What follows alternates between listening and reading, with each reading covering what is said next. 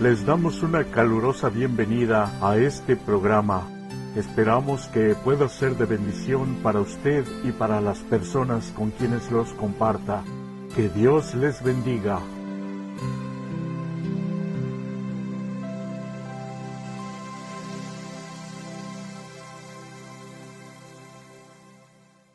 Saludamos a todos nuestros amigos. En esta ocasión nos hemos reunido aquí para compartir algunos puntos importantes que encontramos en la carta de Pablo a los Gálatas. Por ahora, veremos 5 preguntas que nos han llegado hasta nuestro estudio. Y nuestros amigos aquí presentes nos ayudarán a contestar. El tema general es acerca de la carta de San Pablo a los Gálatas. Bien, dicho lo anterior, comencemos. Lo haremos a base de preguntas y respuestas. La primera pregunta es para nuestro buen amigo Keith. Pregunta número 1. ¿Por qué es tan importante un correcto estudio de la carta de Pablo a los Gálatas? ¿Y qué aplicación tiene hoy en nuestra vida e iglesia a la que asistimos? Los cristianos convertidos del judaísmo declaraban que la salvación se obtiene por medio del sacrificio de Jesucristo, pero su énfasis era que es necesario además seguir con las leyes, tradiciones, ritos y ceremonias judías para estar completos. Inclusive, que todo varón tenía que ser circuncidado, si no era judío por nacimiento, para ser aceptado en la comunidad de creyentes. Esto era el concepto conocido en ese entonces como judaizar.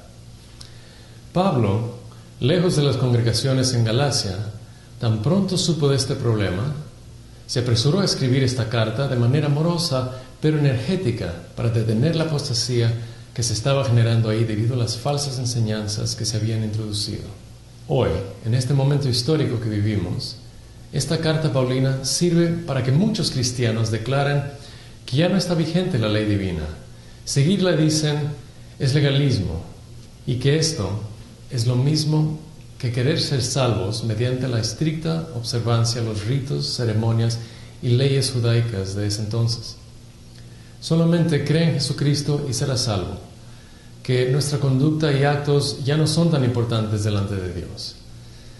Ya somos salvos y ahora tenemos la libertad de vivir como mejor nos parezca, a veces siguiendo nuestras tendencias humanas que todos tenemos de nuestro interior mientras vivimos en esta tierra.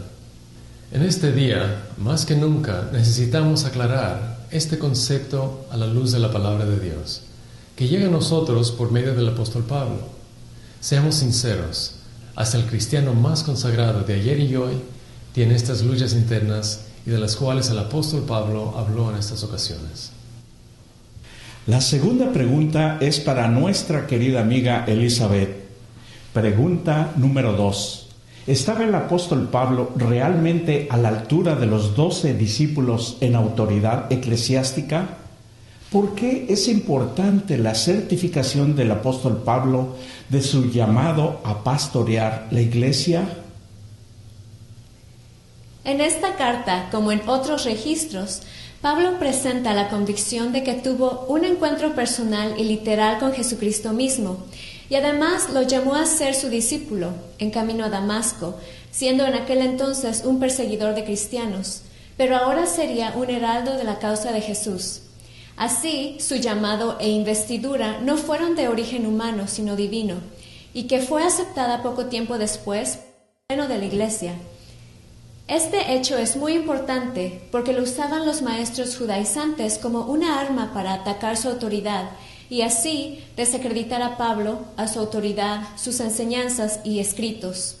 Pablo, por tanto, pone en la balanza a sus falsos acusadores y energéticamente declara que si alguien enseña un evangelio alterado o falsificado del original en Jesucristo, entonces que sea anatema, y este es quizás el argumento más fuerte que cristiano alguno de ese entonces y ahora tenga que enfrentar.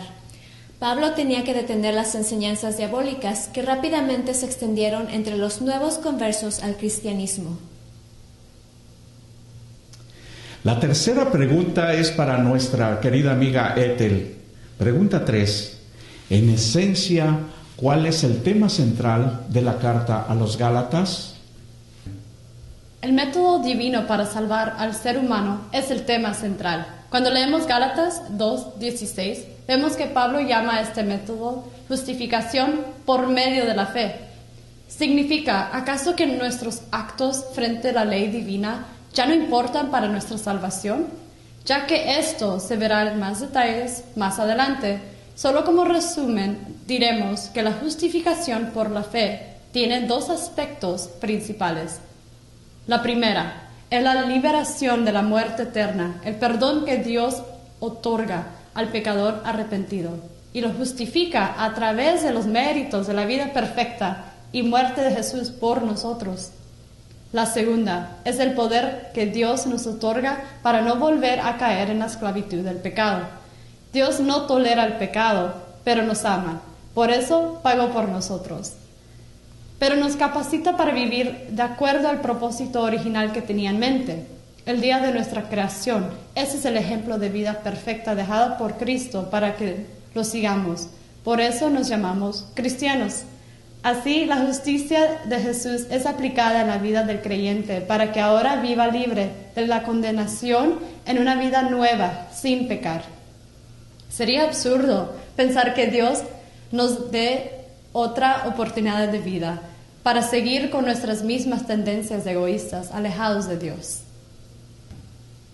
La cuarta pregunta es para nuestro buen amigo Hugo. Pregunta número 4.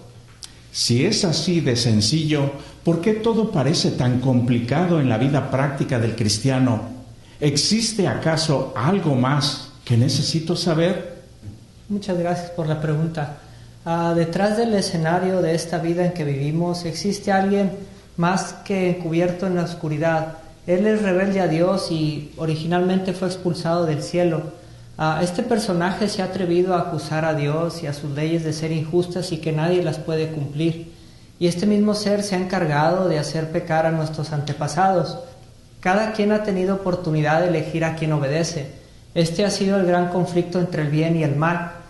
En todo lo que el ser humano se haya envuelto, lo quiera o no. Satanás usará a cuantos agentes humanos alejados de Dios se dejen usar para poder lograr sus propósitos de falsificar, torcer y desviar el camino a cuanto cristiano genuino pueda. Por medio del engaño, la mezcla peligrosa de mitad verdad y mitad mentira, en el estudio que estamos realizando, lo vemos tras las bambalinas por medio de los falsos maestros, los judaizantes, para que sin decir sus verdaderos propósitos, logren confundir y apostatar de la fe a todos cuantos se dejen. Estos decían, no es suficiente creer en Jesús, y que es necesario seguir las leyes y tradiciones de origen humano y con la autoridad que no viene de Dios. La quinta pregunta es para nuestro buen amigo Dani. Pregunta número 5. Leyendo Gálatas capítulo 3, verso 11, dice que el justo por la fe vivirá. Y de acuerdo a lo visto hasta aquí, solo la fe en Jesús nos salva. Entonces, ¿por qué es necesario tener una vida buena de acuerdo a la voluntad de Dios? Vale la pena recordar que para muchos es más fácil realizar exteriormente acciones buenas para convencerse a sí mismos o a otros que son buenas personas. Estas acciones, aunque sean buenas en sí, de ninguna manera nos dan crédito delante de Dios para darnos la salvación si antes no hemos entregado la vida a Dios. Las acciones no suplen nuestra falta de fe, ni existe la paz con Dios. Pero cuando aceptamos a Jesús en nuestras vidas, entonces sí tienen valor nuestras acciones, pero no para ser salvos, porque ya fuimos salvados. Son ahora evidencias de haber sido transformados por la gracia de Jesús. La ley no nos salva del pecado, pero mientras vivamos en un mundo donde todavía existe la maldad, necesitamos señales como las que vemos en la autopista y son para evitar un accidente. Además, Dios nos necesita como sus testigos para demostrar a todos aquellos que son rebeldes a Dios que sí es posible vivir de acuerdo a la voluntad divina, aún viviendo en un mundo malvado. muy pronto será reivindicado el nombre de Dios delante de toda la creación y verán que sí era posible vivir la voluntad divina y alejados del pecado. La carta de Gálatas nos da textualmente las listas de acciones de lo que Dios produce por medio de su Santo Espíritu en nosotros y lo que producen aquellos que se mantienen alejados de Dios. En el capítulo 6, verso 11, casi al finalizar su carta, nos dice: no se engañen, Dios no puede ser burlado, todo lo que el hombre sembrare, eso también segará. Como vemos, las acciones cuando hemos sido transformados por Él, sí tienen valor delante de sus ojos.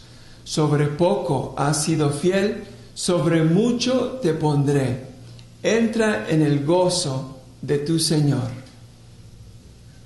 Con esto damos por terminado nuestro programa y los animamos a estudiar más y acercarnos más a Dios y su santa palabra.